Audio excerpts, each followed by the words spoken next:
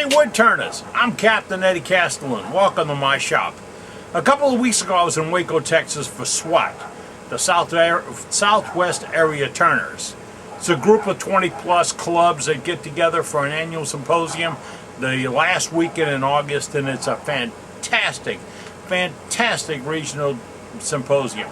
I ran across one of the 30 plus vendors there, a lady named Ruth Niles. Now, I showed you recently an offset indexable faceplate that I did some nice little medallions and a few things. I've done a couple of jar tops and some bottle stopper tops and all with really good results on that same gizmo. I'll show you those when time gets a little bit better, because I'm still working on a jig you have to put on it to do bottle stoppers. But speaking of jigs to do bottle stoppers, Ruth had a gizmo, and she sells some fantastic stainless steel bottle stoppers. They don't chip, crack, rust, discolor, or anything else. They're just nice, really nice, heavy-duty stainless steel bottle stoppers. She also has a great little mandrel that goes into your headstock. You pull it in with a drawbar. Remember the drawbar, that was in lesson 136. You put it in your headstock, you thread a piece of wood on, and you make a bottle stopper. Well, I just had to get me one. And I got a little busy because it's getting to be the holiday time. Oh, I don't drink this much. See, I don't really use these stoppers because most people know in the Castellan family, it's tradition. You open a bottle, you drain the bottle. That's it. Okay. But I needed to make some stoppers for gifts. And I figured, what a better way this year than to give top-of-the-line ones with stainless steel stoppers. So I'm here to show you a little bit more about that. All you need to do, and you know the deal, right? All you need to do is watch. I'm going to show you the one of the finished products. Nice little piece of Bacote here. Now, this is the stainless steel stopper. It threads into the bottom of the blank. It's got the O-rings on it. It's solid mass of stainless steel. This is really nice. This is from a block of wood that I drilled and tapped, and it threads in. Now, you give this as a gift. I would put 1 drop of glue there to keep it in so they don't lose it or separate it. But I finished it up. You got to get the proportions right, and that is one pleasant looking stopper. No magic, right? I mean, there's not a lot. There's nothing on it. A wire burner and a gouge will get you. And you can do this. Let's tell you what you start with. Right off the bat, this is the mandrel. This is Ruth's wine stopper bottle mandrel. This has got a cut in it to where when you drill the hole in your block, in the kit, there's a kit. I didn't tell you that. There's a kit for about 80 bucks that's got a handful, maybe a dozen, maybe it's 10, stoppers, plus the drill bit, plus the mandrel. And you drill your block. Now I use an 1.5 by 1.5 by 2 inch block. Sometimes it's overkill, but I like to have a little weight when I'm swinging it. You drill the whole center, all right, and you got to be square. And then you just, with your hand wheel driving it, you just thread right into that. That little notch in that bolt cuts the threads, and you bring the piece up. I'll back you up a little bit so you can see what happens here. Now, that's the piece up. It is up against my mandrel. It's in the headstock. To let you know how I do this, I bring the speed up to 3,000 RPMs. I bring up my tailstock. Why? Okay, you newbies don't know the rule, but whenever you can put it between points, what do? Put it between points. This is between points. Why? Because I don't want to break it off, I don't want to strip it out, I don't want to tear it up. Now, if you're a real newbie and you're scared of it, 8-sided. 8-sided means take it over to the bandsaw and knock these corners off. Okay, so you don't hit on it so hard. But I'm going to bring the speed up to 3,000 RPMs. Now, the other thing is, I'm going to bring the speed up to 3,000 RPMs. That's not 3,000 RPMs. That's not 3,000 RPMs. That's not 3,000 RPMs. Now I'm at 3,000 RPMs. Wait for it. Yes, wait for it to hum. Don't rush it. Then with a regular roughing gouge, easily, like eating an elephant, little bitty bites.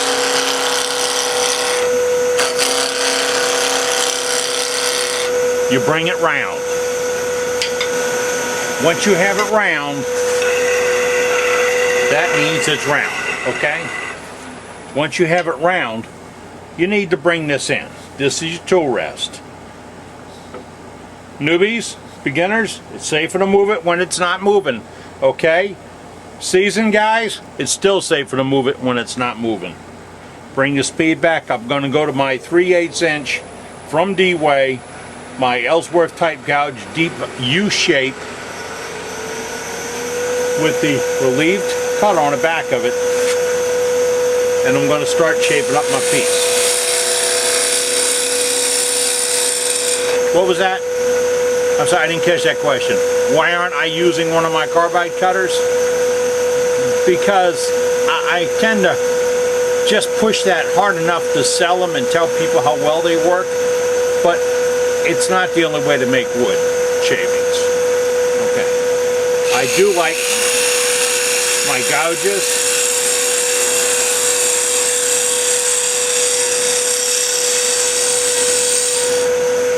Do like the smooth, clean cuts of them. I got to get you in better position, right? Okay. Because you're not going to really understand what's happening here. If I were to get you into any better position, we'd have to be sharing a face shield. And honestly, I don't know you that well. So, back up the speed.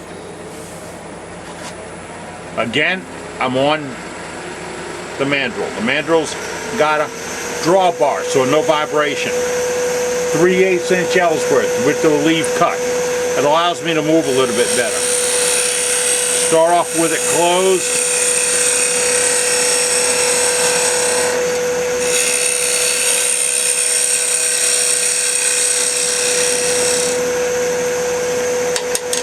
Very close for making some clean cuts.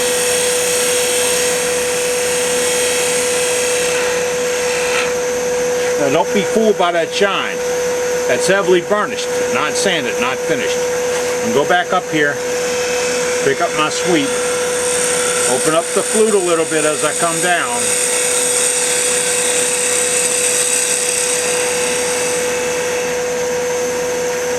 Check it. I don't feel anything out of line here. I kind of really like what's happening here. So, and that looks like good proportions. Okay. I'm happy with the proportions. I'm going to take this top off. Now, because I have that little gizmo for doing medallions, this little piece of wood is useful. So this is my parting tool made out of a DeWalt saw blade. You caught that? That's a good little piece for a medallion. I can put that on double stick tape, put it on the indexing center, and make something out of it. It's the right grain across. Nice, huh? Okay, told you, it's not that I'll throw the wood away, I just like turning wood. Move it away. That's what we have right now. See an opportunity. Now, slow it down. You see the burnishing, so you see the color variations, because it's not sanded. So a pushed in grain. I have something to show you on that. If I get time, I'll shove it on the end of this video. Let's crank it back up. Not 3,000, not 3,000, not 3,000. Wait for it to hum. Close the flute up.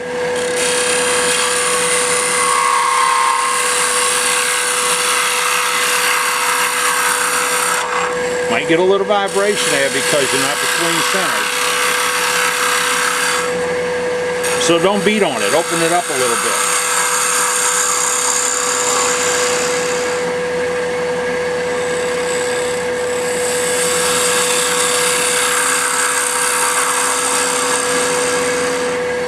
And don't tear that center. Go slowly when you get there. Otherwise it'll pull out. This is cut. Now, we're going to go right through this, okay? This is my Why? Because let's put a little sparkle in this thing. Wire burner and a groove. High-ho silver. That's the extent of high-speed turning. For the next few minutes, we're going to bring the speed down to about 500 RPMs.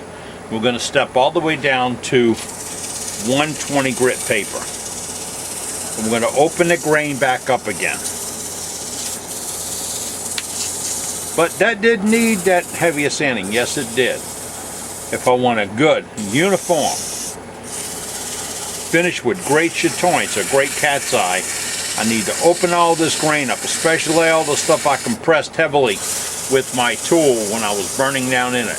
I need to open it up really nice. Make sure everything is homogeneous. Everything is uniform. The grain being open. Then I'm going to step on up and I'm going to go through my grits. I'm going to do a little 220, 320, 400 and take it all the way up.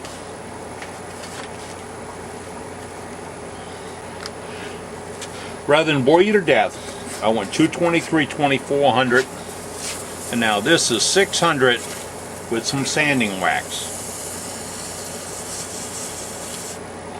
It brings out the color, gives me a better idea what my finished piece will look like, and it also works to clean it up a little bit. I do like the effect of it. I think you're going to love it.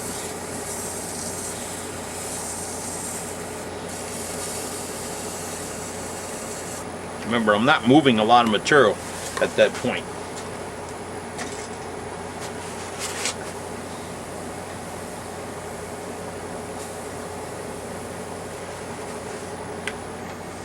There. Now, right then and there, you've got a piece that is awesome. It's awesomely sanded. There are no marks, no grooves, no rips, no tears, because we made cuts and we lifted everything up and sanded it. We have a piece that with the right finish would have also awesome chatoyance. In fact, you can see a little bit of it in the face of the piece right now, right up in here. See the difference? See the reflection? That's chatoyance. I forgot to press the record button until I was underway. What I did was take a little bit of medium thin super glue. I like my Star Bond. That's all I can say. Took it and I put a pass on it. Now you really get to see it. This could be a nice piece. Now, I want to explain more about that other thing. Let's talk a little bit about sanding a bowl, because I've heard a lot about this and my comments with the fingers and everything recently. I'm looking over the top of a bowl. This is the grain going across. It's squiggly and wiggly and it goes in and out. But pay attention to what I'm trying to get here. This is where the grain exits on the ends, and this is where the grain exits on the sides. Your tool's been coming in here and cutting away at it. Alright? Now, you cut here with your bevel and you pressed in this part. And then you cut this, and then you pressed in here, here, here. And you cut these. Now when you started sanding, if you started sanding at 220, you had no impact on this area, because this is all compressed fibers. You've just pushed them down with your bevel. So these are compressed fibers all along here. So when you look at your piece, this is sanded. This is sanded. This end and this end are just pushed in, compressed, or sliced off clean. Now, when you start sanding with 220, you open this up. I'm sorry, with the 120. You open all this up to the same degree, all the way around. And then you start back down, and as you go back down, you start getting to a uniform cut. As you sand it off, all of a sudden, all you have left is a uniform outside of that bowl. Everything is the same all of your fibers are down to the same degree and the same level. Then you keep knocking them down, and eventually when you seal it, this and this and this and this will all have the same amount of cutting and slicing and sanding. And if there's chatoyance or a cat's eye or reflectivity allowed in the wood, then it will be even all the way around. I think you got it this time, right? And I got the remote. I'm back over here on the stopper. I hope with that we can say that you have a better understanding of what sanding does to bring in your wood to a perfectly good finish. It's not that I can start sanding at 220 or 320 or 400. It's that if I made a cut that good, when I start sanding, I'll be removing less wood, opening up the grain, and making the piece more pleasant. And remember, the less hard sanding you have to do, the less you lose sharp lines and details that are critical to the piece. A point is a point. A corner is a corner. A round is a round. Gee, you didn't think I'd wax philosophical on you today, did you? Okay, now I'm back on the stopper.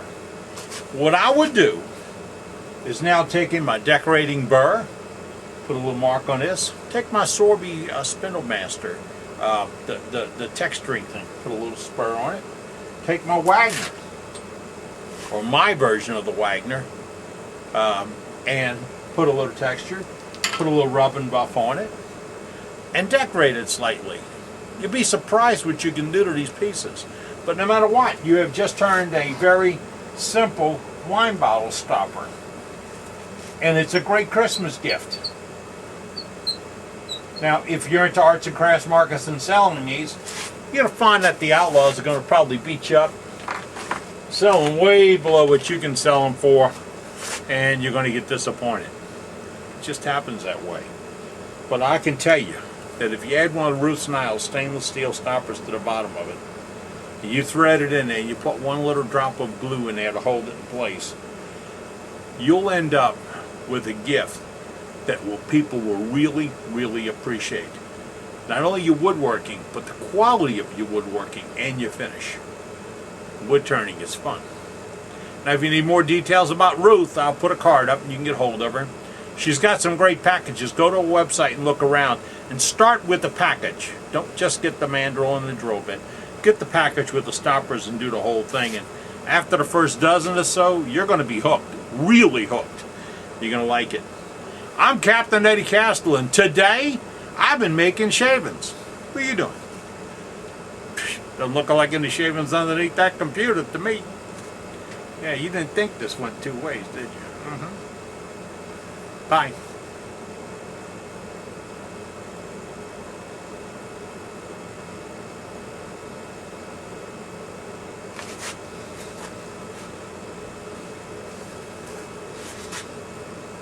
If I can only keep track of this remote. Hey, as I'm setting up my next video, I just remembered, I didn't tell you that I've got a fantastic sale on right now. I'm calling it the Fall Blowout Sale. Now, I put all my cutters on sale for between 20 and 30% off of what was already the lowest prices on the internet. Yeah, I'll stand by that. If somebody else is offering them as I'm offering them, that quality cutter for as much as I am, I'll do whatever I can to meet or beat their price. It's a backbreaker. My business manager told me not a good deal to make that kind of statement. I'm not afraid to make it. We've got the lowest prices on carbide cutters anywhere. So if you want a great deal, go to eddiecastellan.com, look for Fall Blowout Sale, and do a deal. Hey, you can only get them in. Call me. The number's there. Call me.